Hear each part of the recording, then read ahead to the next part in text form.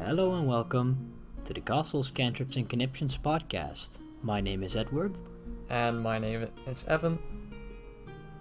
And we have a podcast all about everything that has to do with fantasy. We would like to watch fantasy shows, we like to play fantasy games, we play Dungeons and Dragons, and we talk about it. So today, we wanted to get started, and I want to ask you, Evan, how was your Christmas? My Christmas was quite alright. Nothing special, just together with family, unpacking presents, eating dinner, Christmas dinner, and doing a quiz with everyone. Every year I make Every year I make this news quiz about the previous year. 80 questions. We're about 3 hours. The quiz it takes about 3 hours, with videos and trivia, just for everyone to recall what happened this year and to have a bit of competitiveness. So it's always quite fun. Of course. That sounds fun. Did you get any presents? Yeah, I got a whole bunch of books, because I like books. Of course. We wouldn't be playing D&D if we wouldn't be reading books. So yeah, true. Trying to write one, so it's a bit difficult to write a book without reading one. Yeah. Lots of history, but also like mythology and legends. Okay, interesting. Greek mythology or Norse mythology, Roman? So I got the Norse mythological book, because Awesome. I didn't have that one. I do have Greek mythology, but I also got a book about Chinese mythologies. Okay. That was quite. I have to say I haven't really dabbled in that much. I got I got this cool chest for my dice now. So I don't have it in the dice bag anymore. I have it in the dice chest. And I also got some other like smaller stuff. And I got some really cool things that I'm really excited about. I got new terrain for D&D, so I got walls, cool. And I have like tavern interior and town square stuff as well. Alright. So I'm really excited to use that. I already built like a little ruined tavern. A friend of ours, he 3D prints that, and he gave that to me for Christmas, so that's really exciting. It triggered something in me right away, so I am going to order a huge box of the stuff now. Okay, but because I need it. So he 3D printed the tiles? No, he 3D printed the ruined walls, and then the tavern and town square box sets, and I have a dungeon box set for rubble as well. That was made by a company which I can't remember right now, and those are the same ones you have, actually, the brown tables you use. Yeah, I think that's from Mantic Games. Is that I'm correct? not sure. I think I threw away the boxes, but okay. Yeah, but the same ones I have. Yeah. I recognized them right away. I was like, "Yep, that one Evan has as well." Yeah, it's really useful. Just a bunch of stuff you can put in on the table. Yeah, finally really you don't have to draw lines on my battle maps anymore to indicate walls, which I mean that's awesome, and I'm really excited to use those, especially in the big boy campaign when the time comes. But we promised last episode to talk about something which we wanted to get into, but the episode was starting to take too long. So the Witcher series and animated show. The animated show has been out for a while. I've watched it already. Have you? Yeah, I have too. Yeah. So I wanted to get into that first, and afterwards we go on to the Witcher show. So what were your first few thoughts about the animated show? Yeah, so first I had to, of course, remember, when does it take place? Just read a bit about it. So apparently it takes place long before the story of Geralt and Ciri and Yennefer. Yeah, spoilers for that, by the way. It's been out for a while, but just a heads up. Yeah, it's not Go on. spoilers necessarily for the show, although there are recurring characters and they talk about the events before Geralt and before their home, Kaer Morhen. So, just a quick recap, if I can remember right. It's when Vesemir, so one of the Witchers, and actually the Witcher that trained Geralt. Yeah, basically Geralt's dad. Not really, but... Yeah, father figure at least. Father figure. It takes place when he was like this young Witcher out and about on travels. And he encounters, you have to fill in the gaps for me here. He encounters like this. I think that it's a like or something they call it. It's like this tree demon thing. Yeah. But yeah, he encounters it and he goes along with who is that sorceress again? The lady. I can't remember her name, but it's a It's been a while. Yeah. But basically, very short, they go and slay this thing. They find mysteries, elves gone missing, blah blah blah. Yeah. And the witches get involved in politics. They get hunted down. Kaer Morhen, there's a big battle. Whatever. Yeah, but the interesting thing is that in the show, and that was really what I liked about the anime as well. First of all, it gave a backstory to characters I'd of course seen in like The Witcher 3. I'd seen Vesemir, but I didn't really know much about him. No. So it was cool to see that. As well as that, in the Witcher show season 2, which we'll get into in a while, they constantly allude to the backstory presented in the anime or animated show. Yeah. So when Vesemir talks about the fall of Kaer Morhen, then they're talking about what you can see in the animated show, which is really, really interesting. Yeah, this battle is really important to establish the setting of Kaer Morhen and the witches who survived. Fall from glory. Because there were a lot more witches that roamed the land and that called Kaer Morhen their home. But it was attacked by both humans and monsters. Because they wanted to get rid of the witches, they thought they were not the most lawful kind not of... the most savory types. Yeah, exactly. I mean, they're not really, but they're necessary. Yeah. I've always kind of seen the witchers as like this necessary evil. I mean, there's some pretty bad witchers out there, but if it wasn't for the witchers, then monsters would take over, and they're much worse. Yeah, but here's the thing. In the animated movie, the witchers, at least one of them, their leader, they created new monsters for them to hunt down. Otherwise, they would be out of a job. Yeah. So this got out, and they monsters and humans came to Kaer Morhen to destroy it and kill the witches, which they succeeded at for the most part. I mean, they killed their leader, Vesemir's mentor. Yeah. Which he also talks about in the show as well. Yeah, a little bit. He walks over to the armor, and then he's like, "Oh, that belonged to my mentor." Yeah, and you see him get killed in the animated show. Yeah, exactly. But Vesemir wasn't really. Yeah, he didn't want to continue creating monsters. He didn't think it was the right thing to do. So he survived together with a couple of kids in the end of the movie. Yeah. Who then later one of which turned out to be Geralt, yeah, and yes. the other witches, which he trained and took care of.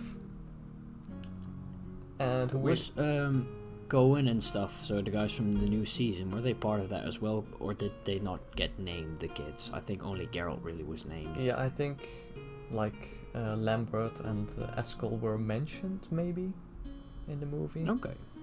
But it's quite safe to say that those kids from the show later became the witches we saw later in season 2. Yeah. So it's not necessary, the animated show or just the movie, but it does add to the new season. Yeah, definitely. If you watch it, then you'll immediately recognize people and think differently about some people, because it's very interesting to see how Vesemir's life was before he became mentor of Geralt, because you don't really see that in other in the games or stuff. No. He's always been there. He's this old guy, and Yeah. it's really interesting to see what his life was like, and also how the Witchers really, well, they kind of fell from grace, you know. How their organization first was quite respected and I don't know if large, they were and really then- graceful to begin with, but Okay, I mean it's a dirty job, but it's a necessary one. yeah, So how they were really well respected and stuff like that, and now they're just these, well, almost mercenaries, outlaws. yeah, Yeah, pretty much. sword for hire. As long as it So involves it's monsters. cool. Yeah, as long as it, well, no, steal for humans, so Yeah, they won't hunt down humans, but you know, make some money on the side. No, but yeah, definitely the animated show, like what you said, it's basically this extra backstory, and it adds a lot of flavor to the world, which I think is important in fantasy. You know, having some rich lore, having some backstories for people, it always adds to the whole experience of consuming content. yeah. So season 2, you've watched up to episode 3, you told me, up and including, or just? Yeah, no, I need to watch the last 10 minutes of episode 3. So, All right. not to spoil too much, I'm at the point where Geralt, or where he takes Ciri to the forest, where she has visions from. And Yes. you see Oh, the that's Leshen, who then gets absolutely killed by this insectoid Weird beast. Yeah. And I'm Good at thing. right after the point where Geralt beheads that beast. Okay. Yeah, we'll keep the spoilers to a minimum. There will be some, so if you're really, really keen on not getting anything spoiled, you might want to skip a section. I'll put a little notification where we stop talking about this. But I'm Yeah. currently at episode 4, which is also one of my favorite aspects of the show. It talks a lot about the politics of the world. I'm really into like wars and diplomacy and fantasy. Can you keep up with all the names and kingdoms? Because even Yeah, I'm fine with it. from episode 2 and onward, you get so many new names, but also old names you need to remember again. Yeah. It's all right. It's all right. I mean, I have to basically just push it into my head with all the Lord of the Rings crap and stuff like that. But yeah, it's definitely new for me. I've never been big on Witcher before I played Witcher 3 for a bit and then watched the show. Yeah. Same. So it's a new experience for me, and I have to kind of get used to the world, but I think I've gotten it now, and it's really cool to see the war developing and the diplomacy between the countries in the north and Nilfgaard and how that all Yeah. happens, and And the elves it's quite interesting. that need to seek refuge. Yes, well, that's gonna be there's gonna be some fun things with the elves. Yeah, probably. And I'm really nice to see basically how all the characters developed in the time between season 1 and 2. It really Yeah. feels like they went all out with the lore aspect in this season. They really wanted to give the world some depth instead of the characters. I think season 1 was really to establish who Geralt was and what the Witchers were. But then Yeah, season definitely. 2, with all the side character Witchers and all the lore snippets they give you, it's quite good, you know? It gives the world some realism, some depth, some feel. Yeah. And I think it really adds to the whole experience. Yeah, there definitely is a lot more dialogue about politics and establishing the world itself. Which it's not everyone's thing. Like, I know some people, who watch Netflix or just want some action, some fantasy action, and not like this whole political system explained. I don't really mind as long as it's balanced correctly. Yeah, that's true. I think they're doing quite a good job. So they balance some episodes. Some Yeah. episodes might be more about the Although- characters and about... I don't Yeah. think casual viewers will really enjoy the first or the first few episodes of the second season, maybe.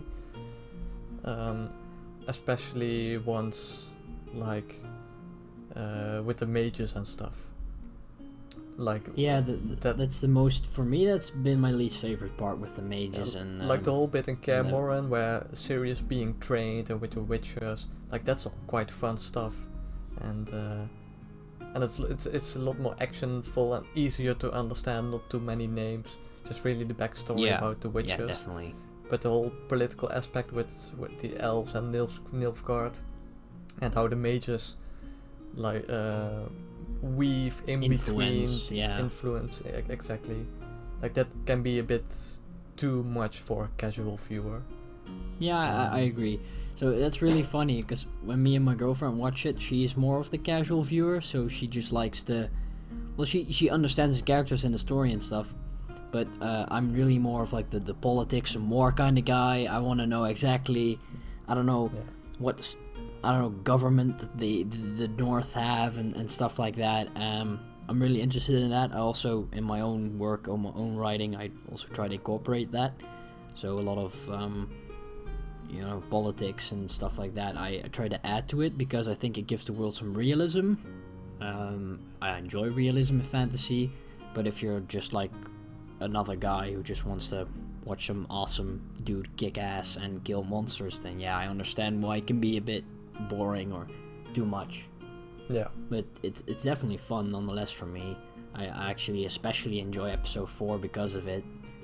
Okay, yeah, we'll see. I haven't seen it just yet, but can't be too long.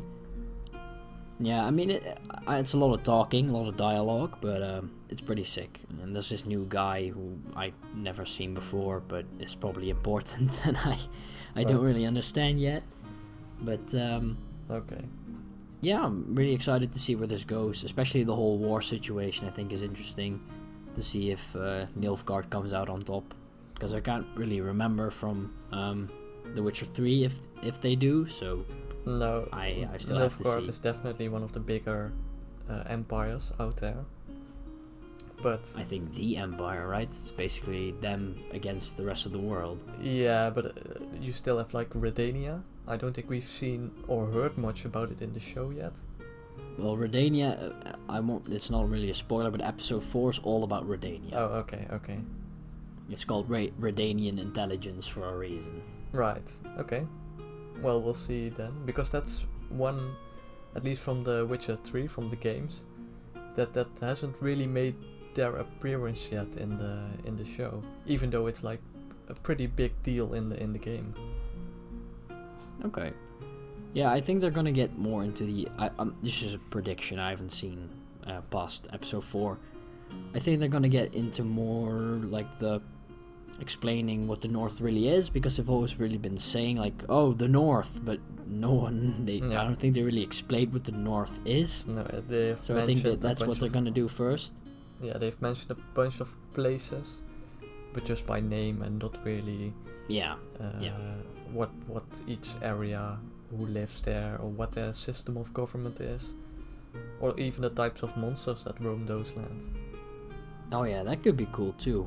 But I think there's quite a fine balance that they're threading quite well actually between choosing for the casual viewer and choosing for the hardcore fan. I think the hardcore fan is more interested in the lore and seeing all the characters they know and love really flourish in that world. I think the casual viewers are just there for the violence, which I think they're actually balancing quite well with these action-full scenes of Geralt killing things, and there's still quite some interesting intrigue in the dialogue and stuff like that. Especially episode 1 was quite cool, with the creepy woman demon vampire thing. Yeah. But that's just to draw people in for the second season. Yeah, definitely. It was its own story. It wasn't mentioned after the first episode, so. But I really like that way of establishing the world, just getting these little stories and tidbits of lore everywhere, and then they casually build on that. Yeah, it's almost like a larger plot, like a D&D session where you have one adventure, start to finish. You get some stuff out of it to take on your next adventure, but not really mentioned again. So that's quite a nice way to do each episode. Yeah, definitely. All right, so yeah, anything more to add on the Witcher you wanna get out? Not really. I would like to see some more areas. I think for the people who have read the books, it's definitely a lot of fun to see all their characters, but I want to see just more areas because it's quite wintry now. It's like definitely. It's like it either snows nondescript, or it's a lush forest, and that's it.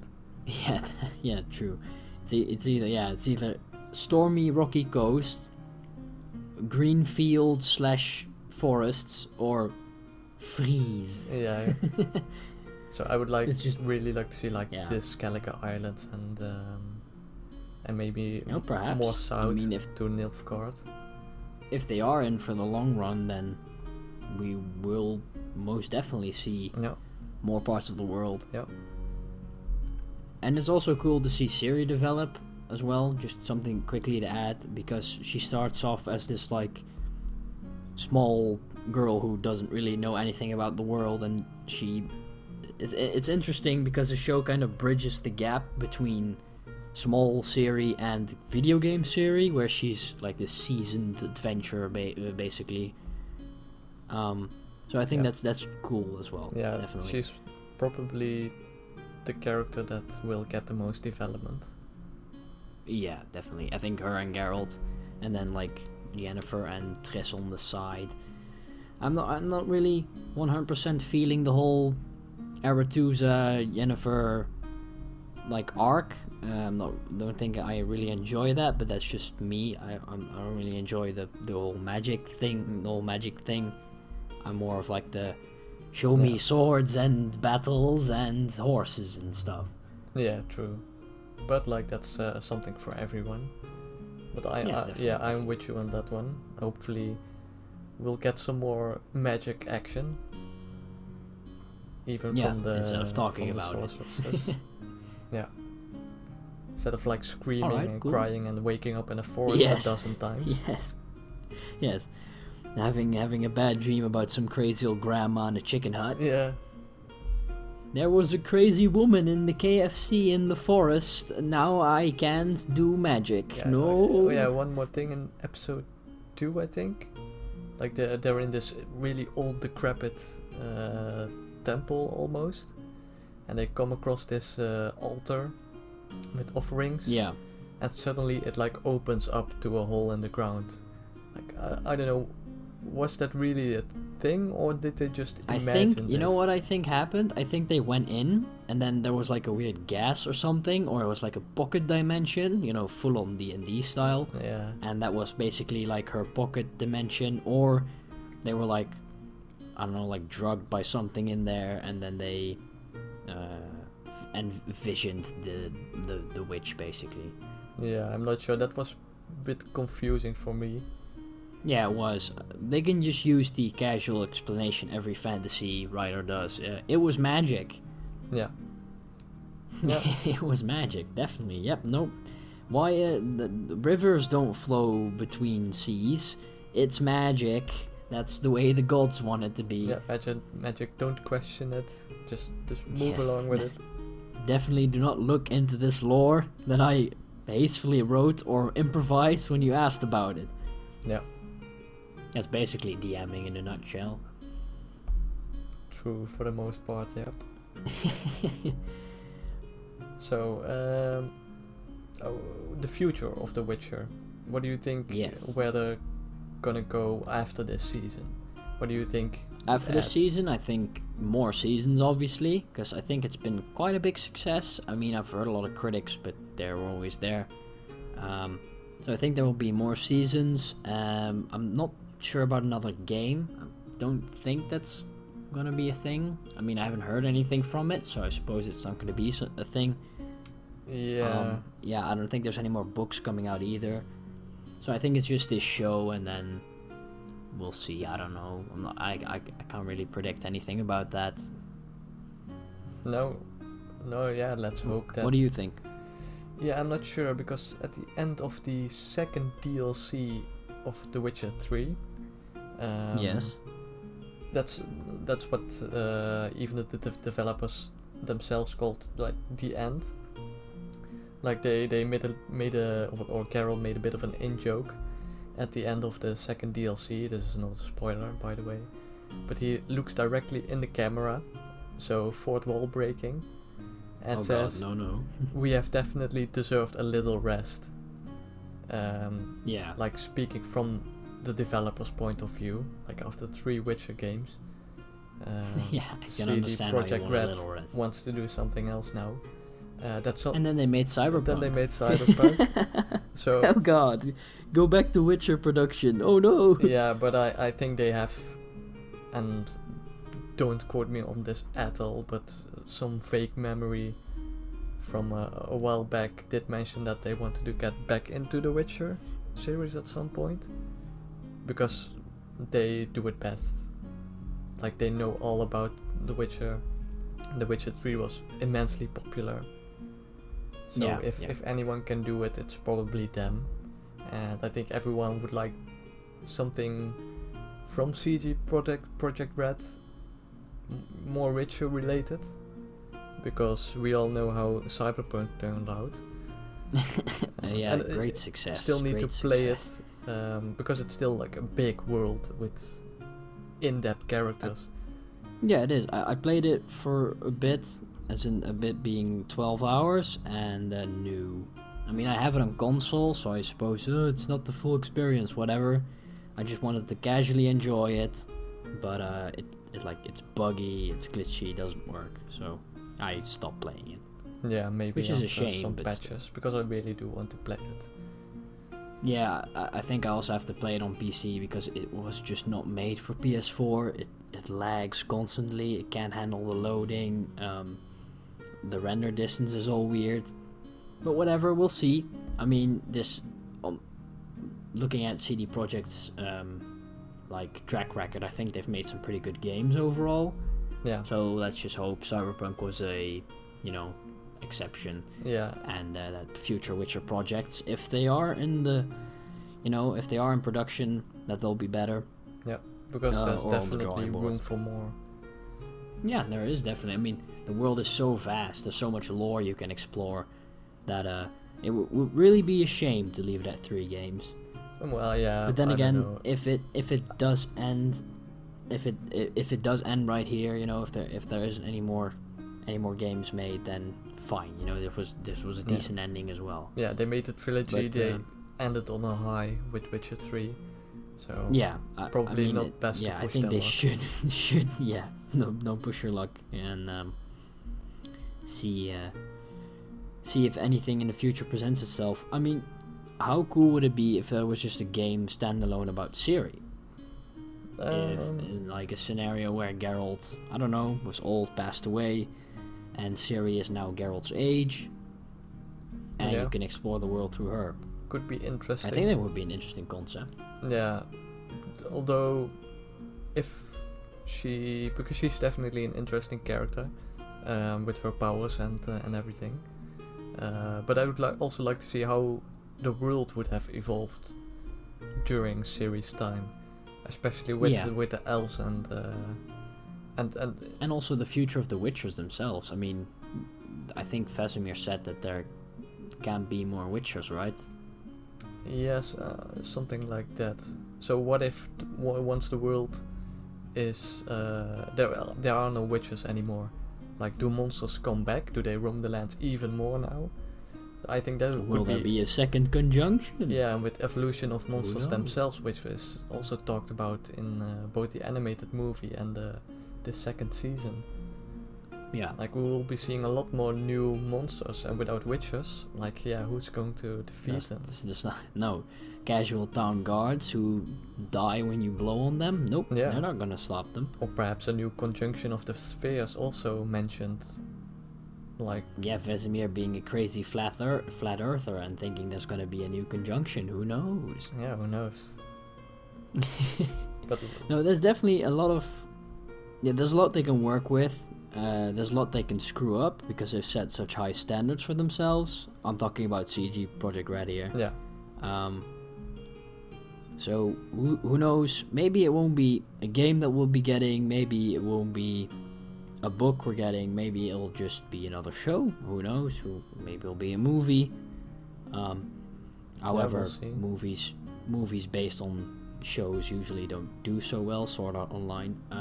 So Yeah. we'll see how it unfurls, and we'll see what the future brings. I'm definitely excited though. Yeah, me too. Look, it's a new fantasy show, a new world to explore, and that's always quite fun. As if my head wasn't full enough with lore. Add more to the pile. Yep. I can bore people with monster trivia at parties. Hey. Yeah. Alright, so we've been talking about The Witcher for half an hour, like we promised. Should we get on with the classic Castles and Conniptions, tradition of talking about D&D for the rest of the episode? We can talk about it a little bit. Is there something you had in mind? Yes, I wanted to ask you a question. Okay. And I don't know if you can answer it, but we'll see. I found this online. I was like, I have to ask this to Evan because he's been a DM so often. What is your favorite type of villain to use, in the sense of evil mastermind, destructive monster? Okay. What is the favorite type of villain to use in your stories or campaigns? Yeah, I do like a villain that has something to hide. That doesn't, in first glance, appear too threatening to the players. Alright. I don't think I have really had a villain NPC in the games you play in. I think that's more because we don't play. I think Avalon hasn't really had a main villain. No. Sort of been us against authority. Yeah, we don't play enough that we can really establish a narrative. So each session that we play usually has a beginning and an end. And yeah, it's more like a campaign full of one-shots. Yeah.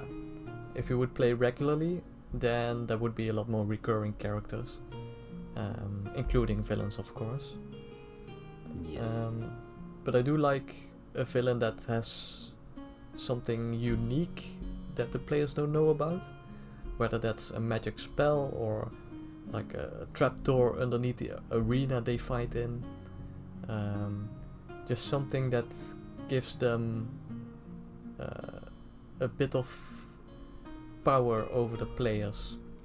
Like the players, something they can't prepare for. Yeah, so the players themselves usually find themselves to be all powerful, all knowing. Yes, definitely. Takes one good investigation roll and you know exactly who created the earth and when and where. Yeah, precisely. Like they will be gods by the end of the campaign. At least they think so. So for me, a lot of fun for DMing comes from the stuff that the players don't know about. Yeah, definitely. That's also why after each session we play, you tell us exactly what we didn't find out or something like that. Yeah. Because we don't really play long stories. We sort of play these one-shots type things. Yeah. In a campaign way, as in like in the same world, the same characters. So you always tell us like, oh, you missed this, and he was actually this, and yeah, because we're stupid, we don't discover everything. So it's also So definitely, I can see that in your way of like DMing. You like to keep secrets from us. Yeah, and not secrets for the sake of secrets. Everything can be explored and discovered by the players. But of course, they'll have to ask and do the correct checks to find out more. Yeah, I think that's the best way to approach that anyway. Yeah, but I would like at some point to have a more long-running campaign where we play a bit more regularly, because I have so many ideas for villains and that don't just get killed by the end of the session, but that actually escape and continue their own efforts behind the players' backs. Much like we completely evaded your entire cool prison break by just sprinting out the front door. Yeah, a little bit. Should we should we tell the great story of our grandiose escape from jail? Yeah, that was probably the biggest chaotic mess that Yeah, could I have mean we're been both caused. chaotic neutral, so I didn't really expect anything else. Yeah. All right, so you tell the story basically how it went, and then I'll say exactly what went on in my head at the time and what really I was thinking as a player. Sure. So to establish this adventure, the characters that Edward played, as well as someone else, they are like this villainous types, or at least a bit more criminal. And they had done in sessions in the past. They hadn't done quite the right things and quite unsavory things against the city that we play in. And oh god, no! Yeah, I want to say what we did, but I'm gonna save that as well. yeah, Sorry, they go ahead. blew up some people, but let's not mention that, because there's going to be a lot more of this. So they were sent to prison, like the guilds the criminal underworld they were part of couldn't keep them from prison. So they were in there for a few weeks, or they had to be at least. And we were supposed to be. they ended up in this huge prison in the middle of the city, lots of guards, lots of thick walls and bars in front of the windows. Not the best place to be in, of course, especially not in a fantasy prison. So they were in there, and I just had them talk to the inmates during break time. They got to choose whether to do some labor, or to have some recreation time in the yard. And I added points in this prison that they could discover and escape from, as well as a narrative of what was the prison guard, or what do you call the leader of a prison, like the warden. The warden, yeah, that he was delivering inmates. He would have them disappear and then sold off as slave labor outside the city. Something, yeah, the players could discover and try to intervene. But I don't think you ever discovered or wanted to do that. You just saw like, we can escape, or you discovered what was going on in your head when you ended up in prison. Like, what was your goal? I was trying to roleplay my character as much as I could, and my character would not be interested in side information. They'd just be focused on one thing, because failure is unacceptable, get out and get back to business. So I was really thinking like my character would just get out at all costs. When we arrived, I immediately wanted to look how high the walls were, or how tall the walls were, how many guards, how often they came by, and I started to track all these things. Are the windows climbable? And so from moment one of the session, minute one, I was immediately working on how to escape. So when we had to do labor, I think it was the other guy's character that was playing that had to shovel the shit. And he found that you could escape through the drain, or you could open the drain and get through it. Yeah. Or did I have to do that? I think my character actually had to do that.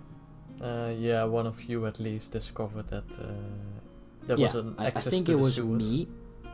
Yeah, I think it was me and my friend. They had to unload boxes from a cart by the prison gate. So they were standing outside, but there was guards all around, so he wasn't planning on escaping. No. And I finished my duties, and I was on my way back to my cell, but I passed by the gate, which was open. Yeah, I snuck away from the guards, because I think I kicked off my sandals, and I was like, oh, I lost my shoe. I was gonna get my shoe, and I walked outside. Basically, I was like, is there a gap? And you were like, yeah. By the way, I mean, for investigation rules, they rolled pretty good in this moment. Yeah, we rolled just in general. Yeah. We rolled amazing. And me rolling for perception of the cards was quite bad, so it's a bit unfortunate for me. But you know, that's how it goes in D&D. I walked up to my party member, And I came up to them and I said, on my mark, run. I don't care where, just run. So there was a guard standing by us. I acted like I was, helping or something, I can't remember. And then I just pushed over the guard and just screamed, run. And in that moment, me and the other guy, we just sprinted off into the city. And there was this wild chase, people hiding. I think I nearly died as well. So that was really cool. And we had to lay low. Rooftop chases. And we had to lay low for a while. But we didn't have our stuff. Our stuff was still in the prison. Yeah. That actually, my character, they have a crossbow. He has a crossbow, and he really likes it, and of course he wants to keep it. So he's like, okay, I'm gonna go back into the prison. I'm gonna sneak back in, take my crossbow, and leave. Yeah. That was his idea. So at that point, I was like, also spiraled out of control. I was like, okay, so you escaped prison, which was quite difficult to do in the first place. And now you want to go back in, and I really had to improvise like I had never improvised before. Because I didn't think they wanted to go back inside. Yeah, first we completely ignored your storyline. Then we ignored all the cool ways to escape, and we just ran out the front door. Yeah. Which is so funny. Yeah, I was we were a all bit just dying flabbergasted, of laughter. but it was quite funny actually. Especially what comes next once they try to go back into the prison. Yeah, so my character decides not to tell the other guy that he's going back. He decides to go alone, that's how he operates, and I think he did quite a good job. He climbed onto the prison wall. Yeah, dodged a few guard patrols, but... I rolled amazingly on my stealth, and I sneaked around, there was this big central building. I went inside, I sneaked around, I think I picked a lock and then killed a guy. Yeah, so the upper tower of the prison. Yeah. It was locked, so you tried to pick, or at least lock pick the door. No, I tried to use a crowbar on the door. That was it. Yeah, and it failed. And then that made too much noise. But there was a guard on the other side, which I did have established at the time. Like, okay, these are where guards are stationed, and there was indeed a guard stationed at the tower. So he heard this and opened the door to look around, and that's when your character knocked him out or killed him. I'm not sure what you did with him. I'm pretty sure I knocked him out. I always try to avoid unnecessary casualties, which is ironic given the next few things that happened. So I sneaked inside, dodged some guards again, and I got to the office. I think the office of the warden. Yeah. I got my stuff back from the chest, and I discovered some more narrative. I tried to push a little bit, like, oh yeah, that was also going on. And there was this creepy guy in there as well, the priest, I think his name was. Yeah, he was like this a psychopathic character who I wanted to have more in-depth story for him, but of Did we course murder him? No, he escaped. Okay. So he's still out and about, so we'll see where I'm going to take him. Yeah, that'll be interesting. Yeah, just to say. Okay, so I found some files on some people. Yeah, I found some files on some people. I took them, and I'm pretty sure I went outside and I got caught. Yeah. But before I did, I think I set fire to the office. No, not the office, I don't think. Oh no, not the office. No, I went inside the walls because... No, my crossbow wasn't there. I found some gold and found the files. Sorry, it's been a while, so the story isn't completely fresh in my mind. I found files, found gold. I had to go inside the walls and I looked around for my weapons. Yeah. Found them in a storage near the gate. Got caught by the guards after jumping on the closet and falling off. Yeah. That was then I ran funny. into the cell block. I fell on top of the guy. I ran into his cell block and set fire to, I think it was straw. Yeah, so at that point, once you got discovered, the whole prison was on high alert. And they were all coming for you, so you had to think about, okay, how am I going to get out? And your first response was set fire to a cell. So my idea was, as a player, create chaos, escape through the chaos. That's how we've been doing this the entire campaign. Yeah. we create a situation and we take advantage of it. So I set fire to the cell. The fire spread really quickly because it was dry in there. And then you found some keys. And then you were like, let's just let every prisoner out as quickly as possible, as many as possible. I was cornered and I needed a distraction, so I just started to release prisoners left and right. They started coming out and they started just beating up the guards. But I told them to like, get more prisoners, get the keys and free the others. And they were doing that because my persuasion rolls were really high. Yeah, and they're just inmates. Like they want some chaos. They want to get out too. So this is before the big chaos happened. This is minor chaos compared to what's gonna happen. Yeah. Quick rundown. The prison is on lockdown. It's on fire. There's prisoners escaping and attacking guards, and there's a assassin running around looking for his crossbow. Yeah. Which I ended up finding. Yeah. However, the front gates were still locked, like it was on full lockdown. So there was no way to really get out apart from jumping from 10-meter high walls. Which I was not gonna do. Yeah. So, flash forward to the guy, the other player, who had been laying low in his hideout with fellow gang members. And he hears that the prison is on fire, or at least there's a full chaotic mess going on. Smoke. He sees smoke coming from the prison. Yeah. So he's like, and isn't the or at least his character. He likes chaos, likes a bit of a serial killer. So he's like, you know what? Fuck it, let's go to the prison. Let's see what's going on. But how he decides to do it is insane. Yeah, so he brings a couple gang members.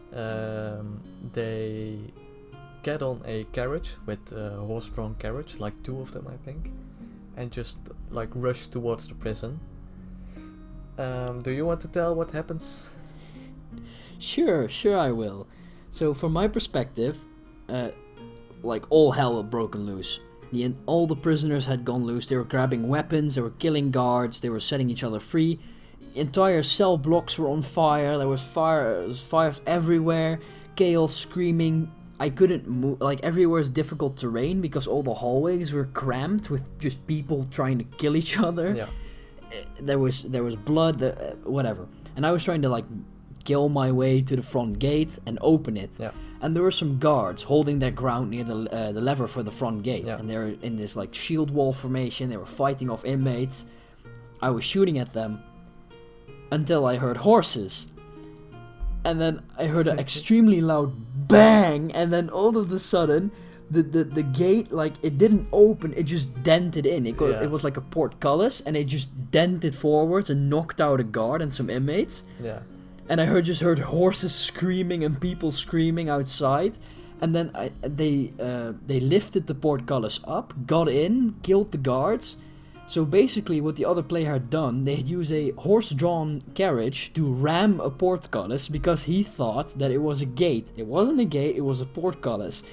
And it was a metal one as well. And they just rammed it and the entire gate was dented but not broken. So they have to lift it up and then just kill the guards to get everyone out. There was fire. It was insane. Yeah, so one of the players... I mentioned there were horse-drawn carriages. So they had the horses with the carriage go on full speed towards the gate, jump off, and the horses just crashed immediately into the gate. Yeah. Like dead immediately. Absolutely insane. So the other player, he decided to go to get his stuff as well. We went to the offices, he found his stuff, and then he decided, oh, I found gold, so he's gonna take the gold. My character Jonas, he set fire to the offices as well, so now everything was on fire. The main gate was broken, prisoners were fleeing through the gate. Me and the other player, we flee through the gate with this chest full of gold. We load it onto a cart, and then we have this epic police chase scene. Yeah, because guards were coming to the prison from all over the city at that point. Yeah, and it was just the prison. I think the prison nearly burned to the ground. Yeah, right? The guards were getting upper hand. Inmates, they instead of fighting, they were now just running away. And you had this chase this horse and carriage chase with the police behind you, and I think you Yeah, made and I like tried a to shoot.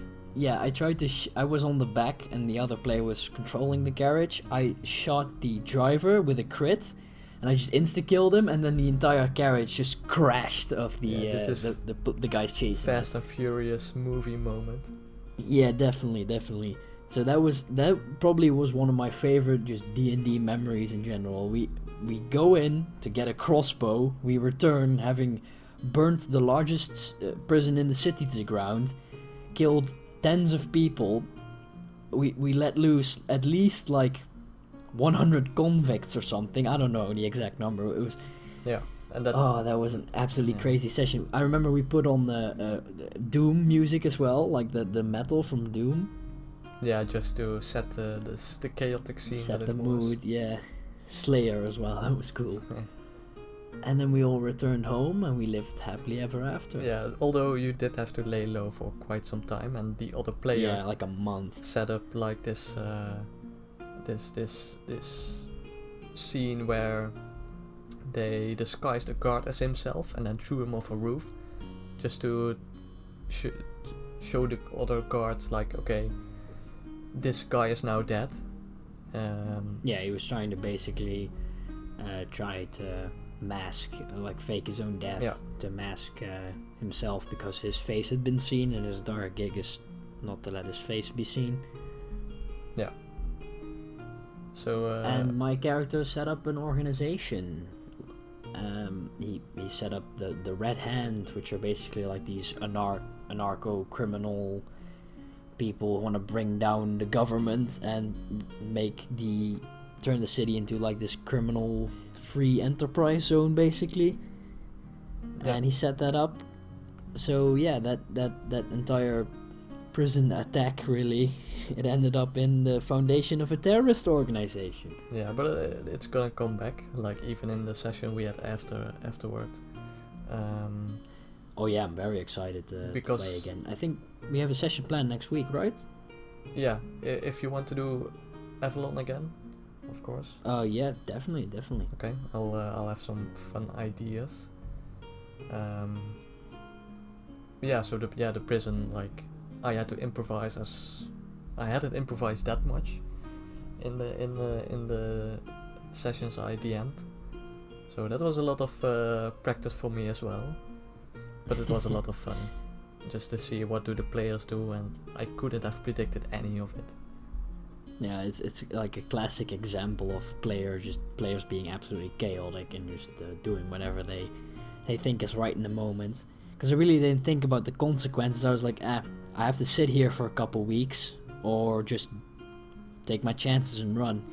And my character will probably have done that, so they decided just to run out the front gate and then return and burn it to the ground. Yep.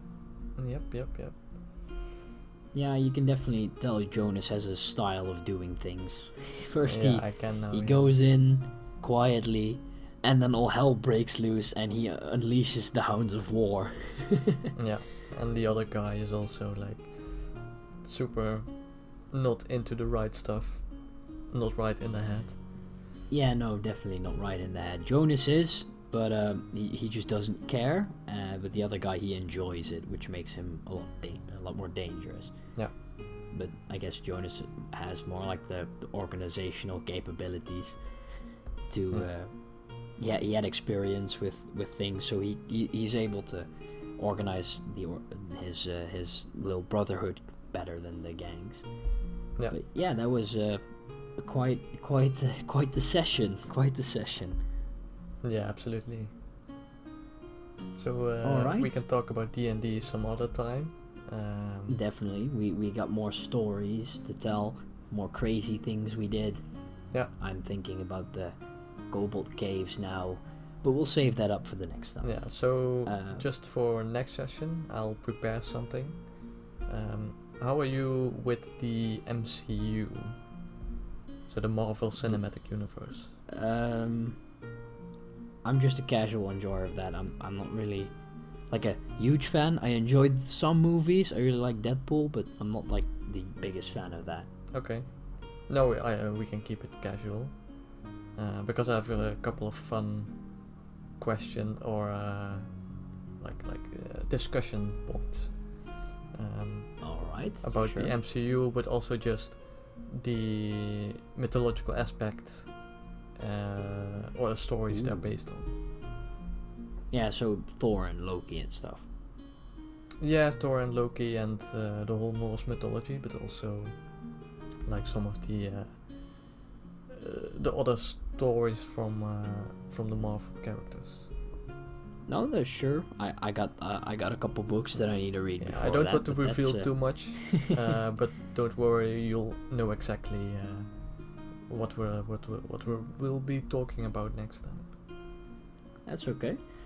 All right, we have hit the 50-minute mark, a bit over. That's all right. Yeah, we don't always have to mention that, but no, I like to do it. It's a fun segue into the outro. Thank you all very much for listening. It's been great having you here again. We are very, very excited to finally be able to get the project underway. This is episode 3 already, and we are super. I'm having a lot of fun with it. I hope you are having fun with it too, Evan. Yeah, absolutely. And, It's something I don't do often, or at least not talk as much. Something new. This. But I love talking about these subjects. So. Yeah, as long as it's fun, then we'll keep doing it. And I'd like to thank you all for listening. And until next time. See you later.